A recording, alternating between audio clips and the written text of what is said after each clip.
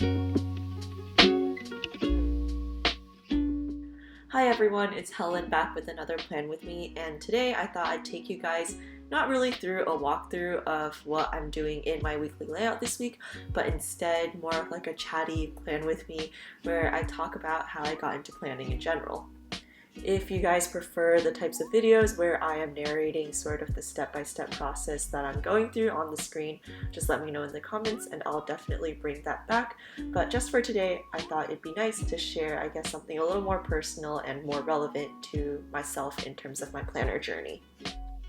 I definitely grew up really in love with stationery. I remember my mom taking me to Japanese bookstores and always letting us, stand in front of the pencils and pens area and just try a bunch of different kinds of stationery.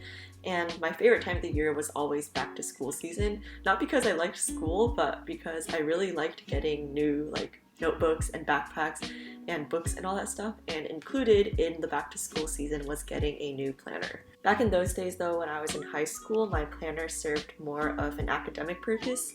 I only used it to keep track of my assignments, and once I got home, I guess it just stopped being really relevant in my life. And as a result, I started out by using my planner in the same way when I went into college. I quickly learned though that this wasn't going to work for me, mostly because I guess college is very different from high school.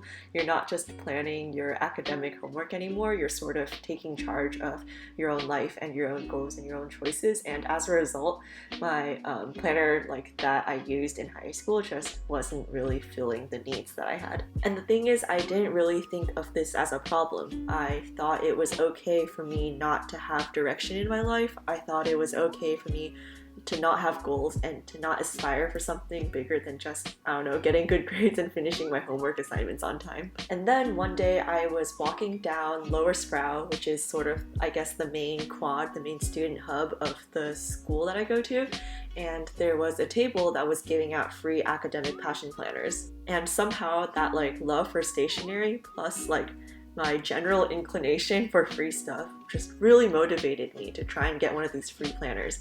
So I remember standing in line for maybe an hour under the hot sun just to at the end finally get my hands on this black book that I actually really didn't know much about. And yeah, that's how I loosely got started with the passion planner, just because I really wanted free stuff. But I'll admit, for maybe the next year and a half or so, I still didn't really use the passion planner to the fullest extent in the way that was really beneficial to me and in a way that would meet my goals and make me just a better and more motivated person. I still used it very much like I would have used it in high school. I just wrote down my classes and the assignments that I had and which days they were due, and that was that. Maybe if I had a club meeting, I would include that as well.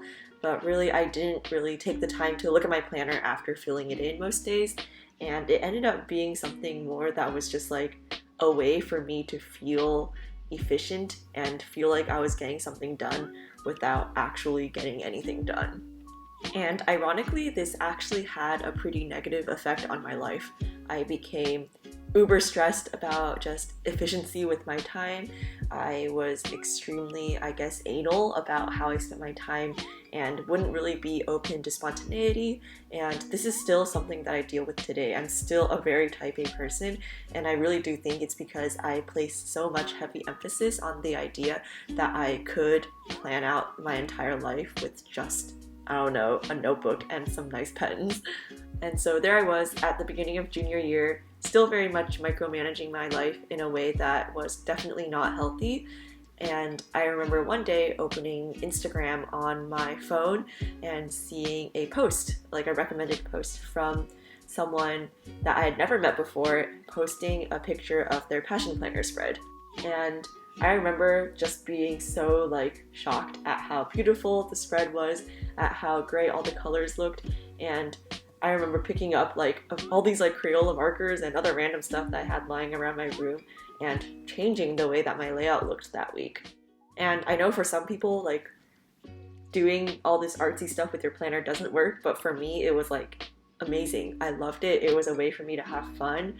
I finally felt very creative and very freeing in putting, direction in my life.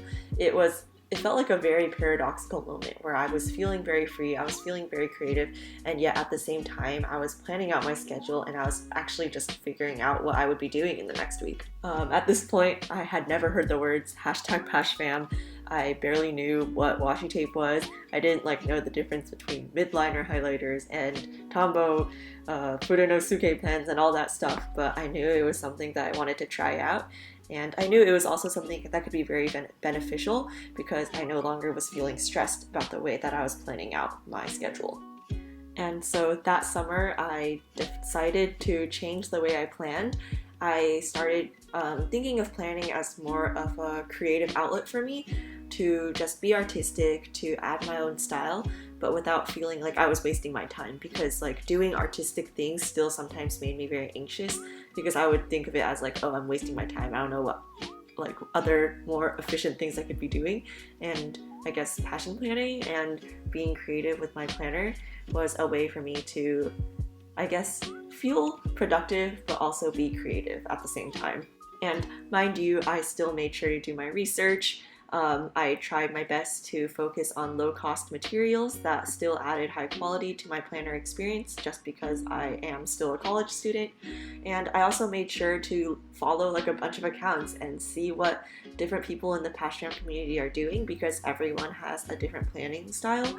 And it probably wasn't until maybe 5 months into this entire creative overhaul that I finally found, I guess, a planner layout and a planning style that suited my needs and my creativity. And those are a lot of the reasons why I made a Passion Planner Instagram account. I had a lot of questions that I wanted to ask other people. I wanted to be able to fully follow people in the community and see what, different people and different artists were doing. But I also felt like I had sort of created this niche way of planning that was really well suited for students and for people who, I guess, just generally don't have a lot of time but do have very mercurial and fickle planning needs. And I'm still learning a lot today. There's new people joining the community every day, and especially a lot of new students actually, and it's giving me a lot of joy to see how people are taking their styles and their schedules and their lifestyles and working with it. Sometimes I still think about how I used planners in high school, and definitely about how I used the Passion Planner in the freshman and sophomore years of my college. And I think about how I really did just let this idea of thinking that I could control my entire life with just a piece of paper and a pencil really take over how I viewed the world and how I viewed my time and viewed my mental health. And I compare that to, I guess, my mindset now. I'm definitely not perfect, but I am trying to just not let this type A super stickler attitude define my entire life. And I really do think adding creativity in the ways that Passion Planner has allowed me to has really helped me just be less anal and be less angular and angry about how I spend my time. And yeah, I guess that is sort of my planner journey in a nutshell. There's definitely a lot more I could go into. If there's any aspect of my story that you want to hear more about, feel free to let me know in the comments or DM me on my Instagram. I'd love to talk more about my life and about my past, especially in the context of how planning has shaped me.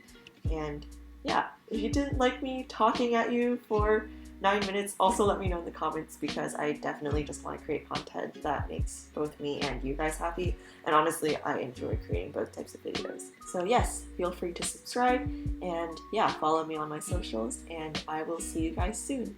Goodbye!